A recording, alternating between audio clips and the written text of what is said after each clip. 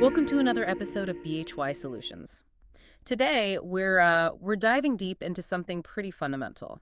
Whether you're in school or tackling a project at work, Yeah, or even just trying to understand the world around us a little bit better, writing a great research paper. absolutely. And our guide for this journey is How to Write a Great Research Paper by Beverly Ann Chin.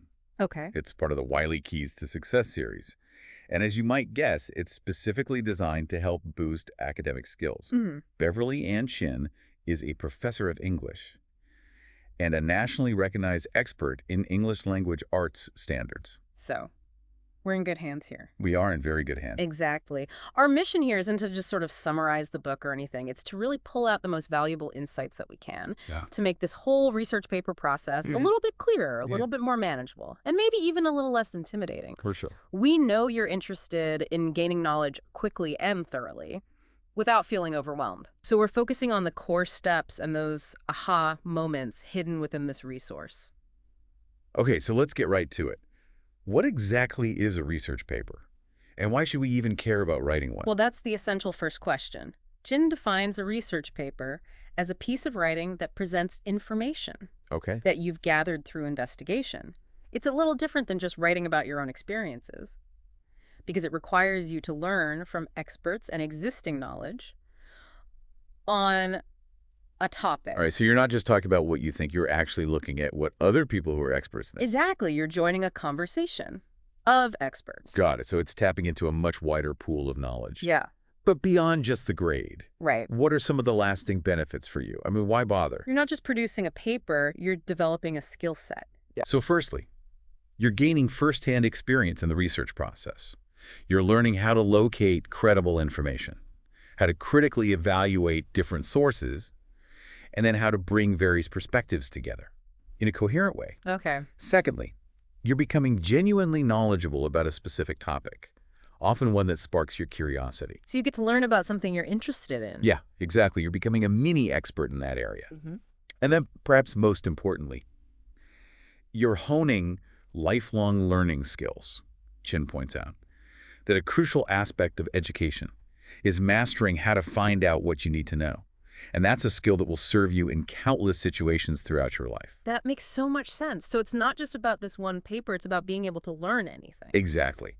And we can't underestimate the satisfaction of tackling a significant intellectual challenge Yeah. and seeing it through to completion. Yeah. There's a real sense of accomplishment in it. There is, I think everybody remembers that feeling of handing in a finished paper and just going, whew, like I did it.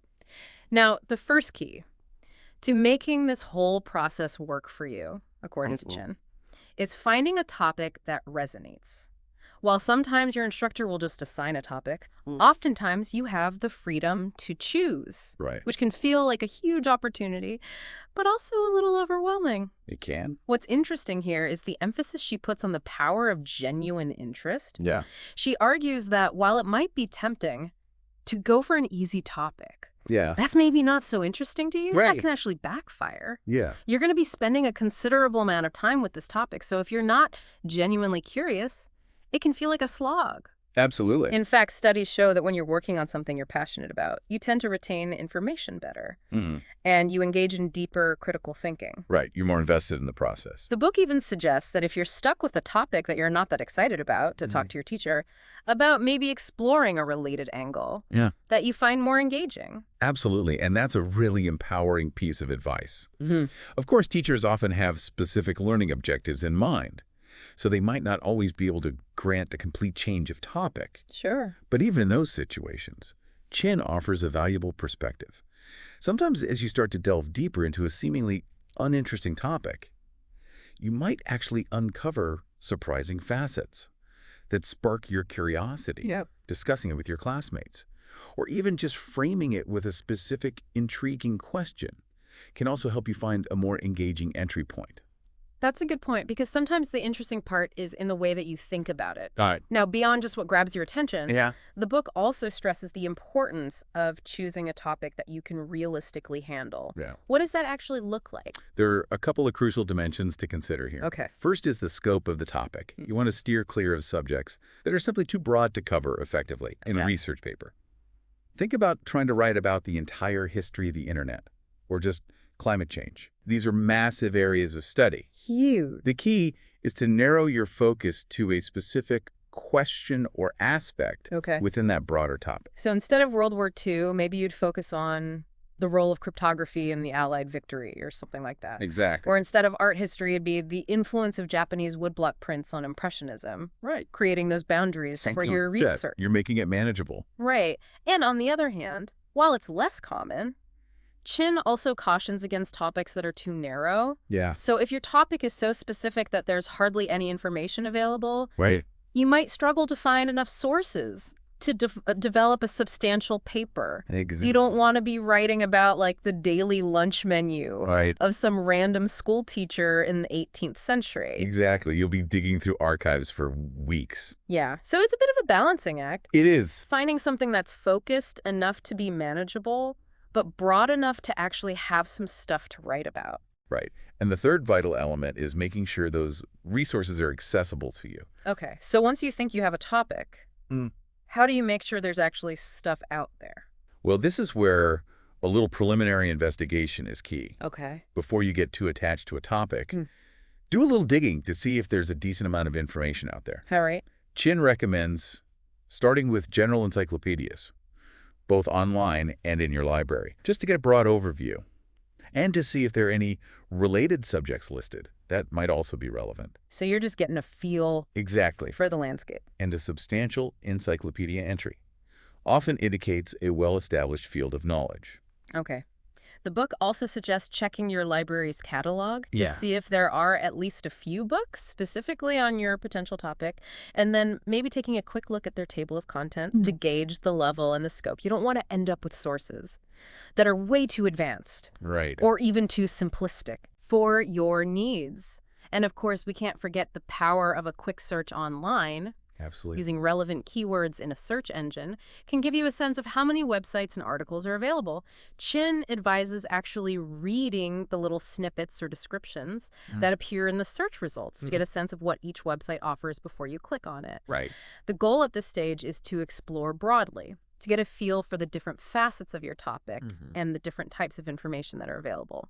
She recommends bookmarking or even printing out promising websites so you can return to them later for more in-depth reading. Exactly. Now, one thing she mentions that I think is important to remember is that not everything you find on the internet is accurate Oh, this is so important. or trustworthy. So how do you know what to trust? Well, one thing you can do is pay attention to those website addresses. Okay. For example, websites ending in .edu Oh. are often affiliated with educational institutions, and .gov sites belong to government agencies, which can often be good sources. Got it. However, Yeah. it's always wise to be critical and to cross-reference information from multiple sources. If you have any doubts about the credibility of a website, don't hesitate to ask a librarian, your teacher, or even a parent Yeah, get a second opinion. for their opinion. So once you've developed a basic understanding of your topic through that initial exploration, the next key step is to start formulating specific research questions. Right. And she stresses that having clear questions will really help you to focus your research. This is so important. What's insightful here is how she connects this back to that 5 Ws plus H framework. Okay. She suggests creating a chart with the headings what, where, when, why, who, and how. So the classic journalism questions. Exactly. And then trying to formulate at least one question related to your topic under each relevant heading. So if your topic is, let's say, the history of jazz music, asking where did jazz originate and who are some of the key early figures would start to map out potential sections of your paper. Exactly. And it also helps you pinpoint what you want to find out. But also, it can give you a potential structure for your research paper itself. So you're not just going in blind. Right, You yeah. have some signposts to guide you Exactly. with your questions in hand. The next essential resource to explore is your library's catalog. Well, the library The catalog. library catalog is essentially a searchable database of all the books and materials that the library holds. You can search it by subject title or author. And subject searches are particularly valuable at this stage because it allows you to directly find books that are classified as being about your specific topic. So you don't have to, like, guess or hope. Right. It's right there. The catalog record will provide you with a bunch of information, including the title, the publication date, and most importantly, the call number. The call number is like the book's address. Exactly. It tells you where to find it on the shelves. And these days, most library catalogs are online, They are. which is really useful because it gives you all that information plus a little summary of the book, and it'll even tell you if the book is available or checked out. Right, and you can usually put a hold on it right from the catalog. And sometimes it'll give you suggestions for related authors or subjects you might want to explore as well. Yes, related readings are so helpful. Another invaluable resource within the library is the periodical index, with the Reader's Guide to Periodical Literature being a key example. Yes. Now, for anyone who might not be familiar, what exactly is a periodical index, and why is it so useful for research? A periodical index is essentially a comprehensive listing of articles Okay. that have been published in magazines, journals, and other recurring publications. Which are called? Periodicals. Okay, got it. These periodicals often contain more current information than books. So they're more up to date. Exactly. Because they're published more frequently. Yeah. The Reader's Guide is a printed index that allows you to search for articles by subject, and librarians can really help you navigate and utilize this resource effectively. Yeah, they're pros at it. They know exactly how it works. Absolutely. So it's like a key to unlocking a vast amount of information that you might not find in books. That's a good way to put it. And Chin points out that there are even more sources to consider. Beyond just books and periodicals. Yes. What are some of those? Well, for example, newspaper articles, Okay. which you can often find in online archives of major newspapers. Got it. And then don't overlook educational television and radio programs, especially those by organizations like PBS and NPR. So public broadcasting. Right. If you find any relevant programs, make sure to note down the name of the program, the station, the date, and the time.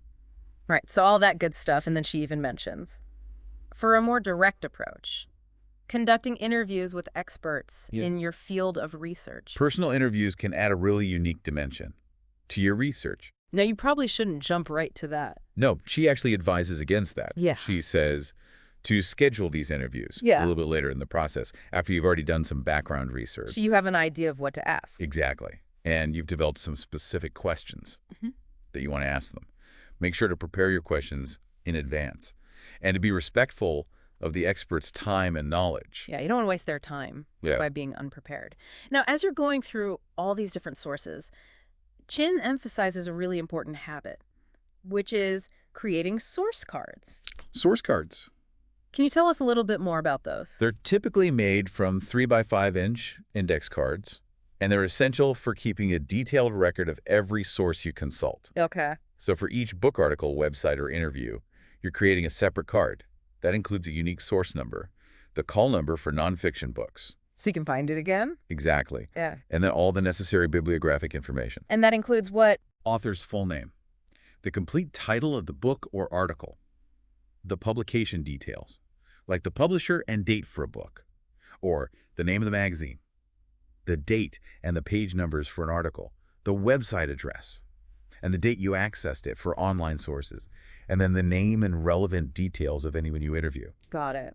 And she even points out the importance of using consistent punctuation. When you record this information, So it all matches up. right, because this is crucial for proper citations later on, Okay. and keeping these source cards organized, typically by their assigned source number, is vital. So you're not scrambling around. Exactly. They serve as a handy reference throughout your research process, and they're indispensable when you get to the stage of writing. And you need to give credit to all your sources. So you've got all your ducks in a row from choosing a topic, to exploring those resources, to documenting them meticulously with those source cards. These initial steps really do lay that strong foundation for a successful research paper. They do. And with that, we've covered a lot of ground in this deep dive. We have. But for you, the listener, what do you think about the process of finding a research topic? Does it sound intimidating or exciting? And how do you think you might apply some of these tips and techniques?